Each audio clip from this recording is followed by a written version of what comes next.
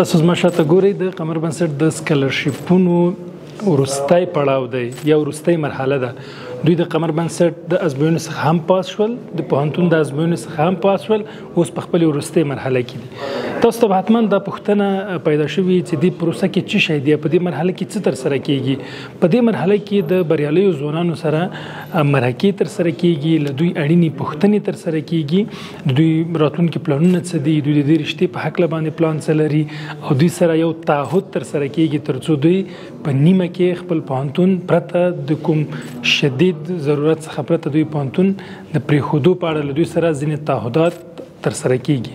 او له دې پروسې وروسته که چېرته دوی تایید شول، دوی به سم د لاسه ځي او خپلو زده کړو ته به دوام ورکوي. د دې ترڅنګ د یادونې وړ ده ګرانو دوستانو چې انشاءالله چې د دې ځوانانو لپاره به لکه مخکې مو چې هم ویلي دي، قمر بنسټ بېلابېل پروګرامونه نور هم جوړوي چې هغه دوی ته علمي سفرونه دي، سیاحتونه دي، کاري فرصتونه دي، ورکشاپونه دي، سیمینارونه دي. دغه ټول مسایل انشاءالله دوی ته په نظر کې نیول سوي دي د 4 کلونو لپاره.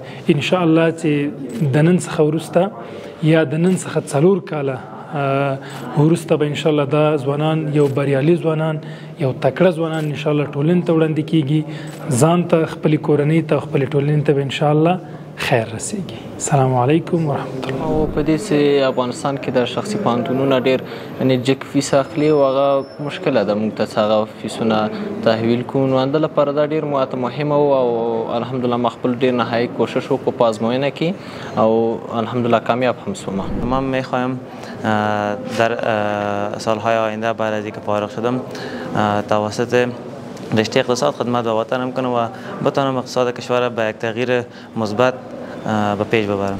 پاینده کې غواړم یو ښه مدیر اوسم یا یو ښه تجار اوسم. غواړم همدغه خپل وطن کې اوسم، همدلته خدمت وکړم، بس یو ښه تجار اوسم. بورسیه رایگان میتونه که شاگردا را کمک کنه تا بتوانند آنها به اهدافی را که دارند اهداف خود به دست بیارن. کلانترین پلان من این است که من از طریق همی پانزه، از طریق همی رشته که من میخوایم همه یک بنیاد جور کنم. از این طریق میتونم من نهادها و کورس ها و پانتونای رایگان جور کنم. موږ یو متل لرو وایي چې د ماهي خوړلو چل باید ورزده نه کړو یو چاته، که یو چا سره کومک کوو موږ د ماهي نیولو چل ورزده کړو.